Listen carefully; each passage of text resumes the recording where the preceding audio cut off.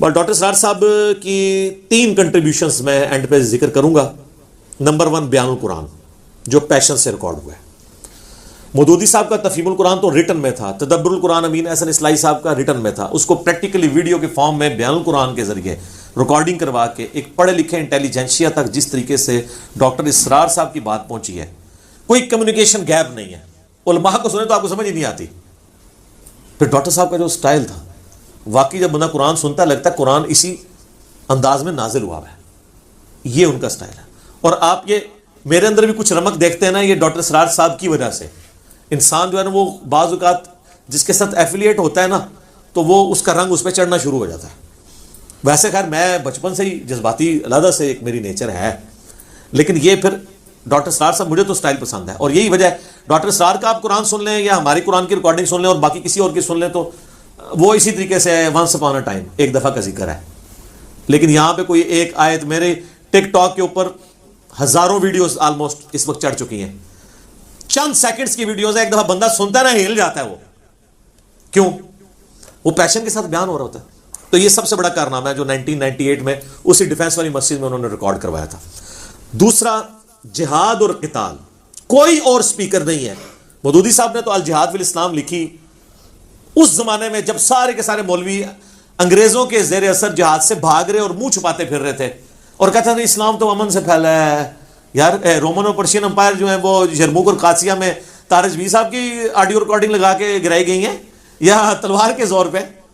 یہ تو نا آپ جھوٹ بولیں صرف انگریزوں کے ڈر کی وجہ سے. اس وقت مودودی صاحب نے الجہاد فی الاسلام لکھی اور ڈاکٹر اقبال زندہ تھے, انہوں نے جب وہ کتاب پڑھی انہوں نے کہا یہ مستقبل کا مسلمانوں کا تھنک ٹینک یہ بندہ ہے. حالانکہ اس وقت مودودی صاحب کی ہارڈلی عمر 22-23 سال تھی.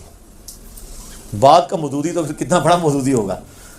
تو اس چیز کو بیان القرآن میں جہاد اور قتال کے اسلام کا سمم بونم ہے, ہائیسٹ گڈ ایمینول کانٹ کی فلسفی میں یہ قتال ہے. یہ پیشن اگر دیکھا نا ہم نے سپیکرز میں تو صرف ڈاکٹر اسرار صاحب ہے.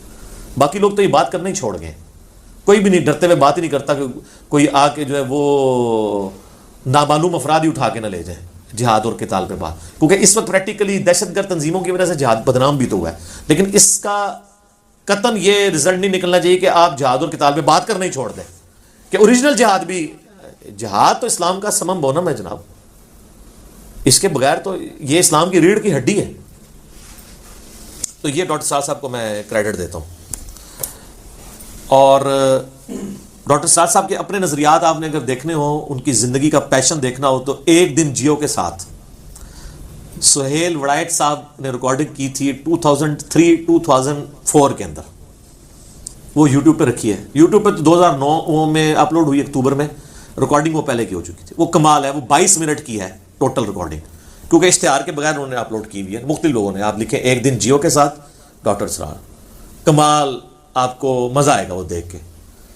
اور جس طرح انہوں نے انٹرویو کیا پلس ڈاکٹر اسرار صاحب کی سادگی, وہی 60s کا فرنیچر, قرآن کالج کا چھوٹا سا کمرہ جس میں میاں بیوی زندگی گزار رہے ہیں. یعنی اگر وہ کہتے تھے نا کہ علماء دنیا کے کتے نہ بنے, تو واقعی ڈاکٹر اسرار صاحب نے اپنی لائف سے ثابت کیا کہ انہوں نے دنیا کو 3 طلاقیں دی ہوئی تھی. بنے تو واقعی ڈاکٹر اسرار صاحب نے اپنی لائف سے ثابت کیا کہ انہوں نے دنیا کو 3 طلاقیں دی ہوئی تھی. اور 4 تکبیریں بلکہ 5 تکبیریں بھی صحیح مسلم میں ثابت ہیں, وہ پڑھ کے دفنایا ہوا تھا. تو جو قرآن کا اسٹوڈنٹ ہے ظاہر ہے وہ دنیا پرستی کی مذمت. قرآن میں عقیدہ توحید کے بعد سب سے زیادہ جس چیز کو ایمفسائز کیا گیا نا وہ دنیا کی محبت ہے کہ اس سے بچ جاؤ. یہ قرآن کا مرضی ٹاپک ہے, توحید اور دنیا کی مذمت اور دنیا کی محبت کو کنڈیم کیا گیا. تو وہ آپ انٹرویو دیکھیں. اور تیسری میں سمجھتا ہوں ڈاکٹر اسرار صاحب کی جو کنٹریبیوشن ہے وہ نظام خلافت کے اوپر بات کرنا ہے. اور میں سمجھتا ہوں کہ ڈاکٹر اسرار صاحب نے امت کو امام مہدی کے لیے آپ سمجھ لیں ایک گراؤنڈ پرووائڈ کی ہے. وہ تو اپنی زندگی میں بھی کہتے تھے مجھے تو نہیں پتہ میری زندگی میں انقلاب آنا ہے نہیں آنا, کب آئے گا, لیکن کم از کم اس کی تیاری کریں. خلافت اعلیٰ منہاج النبوہ کے حوالے سے جو امام محمد مہدی علیہ السلام کے بارے میں اہل سنت اہل تشیع دونوں کے ہاں روایتیں موجود ہیں. اہل سنت کے ہاں سنن ابی داؤد میں, مسند احمد میں, اور بلکہ مشکات میں بھی وہ کمبائنڈ فارم میں حدیثیں مل جائیں گی کہ قیامت سے پہلے میری اولاد میں, فاطمہ کی اولاد میں ایک شخص پیدا ہوگا, میرے نام پہ اس کا نام ہوگا جو پوری دنیا کو انصاف سے بھر دے گا. اور مسند احمد میں حدیث ہے قیامت اس وقت تک قائم نہیں ہوگی جب تک دنیا کے ہر گھر میں میرا پیغام نہ پہنچ جائے، چاہتے ہوئے یا نہ چاہتے ہوئے لوگ اس دعوت کو قبول نہ کرتے۔ امام محمد مہدی پہ میں نے 12 حدیث بیان کیا، آپ یوٹیوب پہ جا کے لکھیں امام محمد مہدی، ساتھ انجینئر محمد علی مرزا، یعنی یہ نہیں ہے کہ میں نے مہدی ہونے کا دعویٰ کیا ہے، یعنی میں نے امام مہدی کے اوپر 12 حدیثیں بیان کی ہیں، تو وہ آپ دیکھ سکتے ہیں۔ تو یہ مہدی کے حوالے سے، اسی طریقے سے اینڈ آف ٹائم کے حوالے سے، اور انٹرنیشنل پالیٹکس یہود و نصارہ کی، قیامت کے قریب کیا کیا حالات ہوں گے، اس حوالے سے جو ڈاکٹر اسرار صاحب کی گرفت تھی نا، کسی اور کی تھی۔ اور یقین کریں آج یہ کورونا اور یہ ساری 5G سازش اور فلاں فلاں یہ جو چیزیں نا، آج ڈاکٹر اسرار صاحب کی کمی محسوس ہو رہی ہے۔ ان کا ویژن تھا، اسرائیل، امریکہ، انڈیا کی کیا کیا سازشیں پاکستان کے مسلمانوں کے خلاف کر رہے ہیں، ان چیزوں کو وہ بڑی دلیری کے ساتھ ہائی لائٹ کرتے تھے، اور اپنے حکمرانوں سے بھی نہیں وہ ڈرتے تھے۔ 2 بڑے ڈکٹیٹر کا زمانہ انہوں نے پایا ہے، ضیاء الحق کا اور مشرف کا، اور انہوں نے بڑی زور لگایا کہ ان کو اپنی کابینہ میں شامل کیے۔ ضیاء الحق کے ساتھ شامل ہوئے، کچھ دنوں بعد چھوڑ دیا، انہوں نے کہا میں منافقت نہیں کر سکتا۔ اس طریقے سے مشرف نے ان کو بلایا تھا، تو جب یہ طالبان والا اٹیک والا امریکہ کے آگے لیٹ گیا تھا نا 2001 کے اندر، تو ڈاکٹر اسرار صاحب نے کھری کھری اسی وقت سنا دی تھی۔ دلیر آدمی تھا، وہ کوئی پرواہ نہیں تھی کسی چیز کی، تو یہ ان کی دلیری تھی۔ میں سمجھتا ہوں یہ ان کا ایک بہت بڑی کنٹریبیوشن ہے۔ باقی ان کے خلاف جو اہل تشیع نے ایک ہنگامہ کھڑا کیا، ایک مسئلہ ان سے ایسا ہوا، آپ اس کو کہہ لیں کہ اس جاہل عوام کے اعتبار سے تو مس ہینڈل ہوا۔ اہل سنت کے ہاں تو روایتیں پائی جاتی ہیں، آپ ان کی صحت کے اوپر بحث کر سکتے ہیں، 2 رائے ہیں سیدنا علی کے حوالے سے، لیکن اس کی بنیاد پہ ان کو ناسبی کہنا معاذ اللہ۔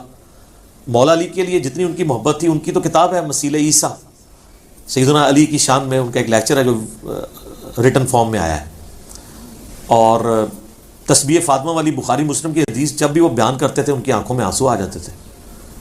تو ان کی محبت تھی سیدنا علی کے ساتھ، بلکہ انہوں نے 2005 میں جو کتاب لکھی پاکستان میں نظام خلافت کیا، کیوں اور کیسے، اس میں انہوں نے واضح لکھا کہ معاویہ ابن ابی سفیان نے جو حضرت علی کے خلاف جنگ کی ہے، یہ تو ایک خاندانی اور قبائلی تعصب کا نتیجہ تھا، بنو امیہ اور بنو ہاشم کا۔ اس سے بڑی وہ کیا بات کریں۔ ابھی تازہ ان کی ایک ویڈیو اپلوڈ ہوئی ہے عمر بن عبدالعزیز کے بارے میں کہ وہ اسلام کے پہلے مجدد کیوں ہیں، اس میں انہوں نے آل امیہ کے پھٹے اکھاڑ کے رکھ دیے کہ انہوں نے کیا کیا بگاڑ پیدا کیا تھا جو عمر بن عبدالعزیز نے آ کے دور کیا ہے، اور بتایا کہ بھی خلافت 30 سال ہے، حضرت حسن کے وہ 5 مہینے 6 مہینے ملا کے وہ پورے ہوتے ہیں۔ تو میں نہیں سمجھتا کہ اس کے بعد کوئی شخص کہ ان کے اندر کوئی ایسی چیز تھی۔ باقی کچھ کمزوریاں تھیں، اور وہ جب انہوں نے میرے سامنے کہا کہ حدیث کی فیلڈ میں میں کمزور ہوں، تو میں نے دیکھ لیں پھر وہ کمزوریاں دور کر کے ریکارڈ کروا دی ہیں۔ یوٹیوب پہ میرے 3 کلپ ہیں، رپلائی ٹو ڈاکٹر اسرار احمد اور حضرت معاویہ، رپلائی ٹو ڈاکٹر اسرار احمد آن عبداللہ ابن سبا، اور رپلائی ٹو ڈاکٹر اسرار احمد آن حضرت معاویہ کاتب وحی، یہ 3 ہیں۔ تو میں نے حدیثوں کی روشنی میں جو ان سے مس ہینڈل ہوئے تھے مسئلے میں نے بیان کر دیے۔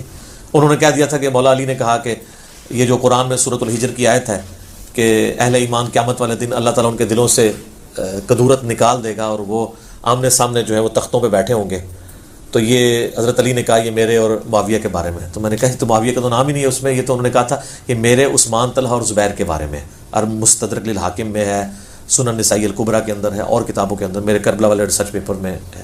کربلا ہر جگہ آ جاتی، کیا کریں۔ وہ کربلا والا ریسرچ پیپر آپ ڈاؤن لوڈ کر لیجیے گا، یہ اردو میں بھی ہے، عربی میں بھی، اور انگلش میں بھی ہے، اور ہندی میں بھی۔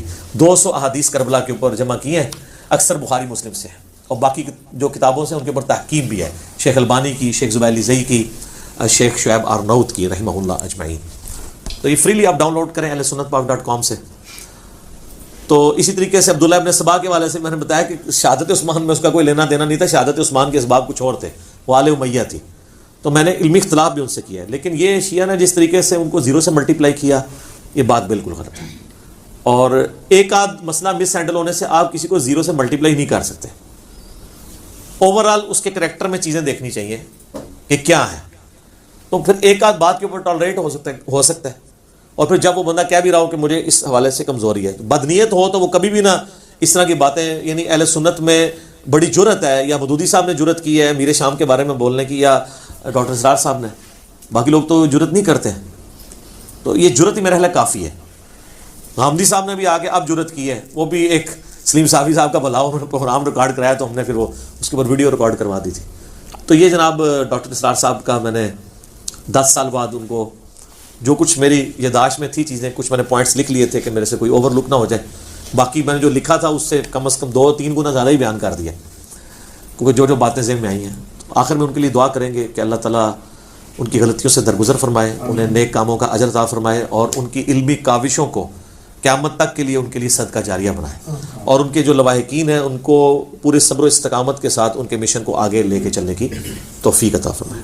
ٹھیک ہوگا جی، آمین ثم آمین.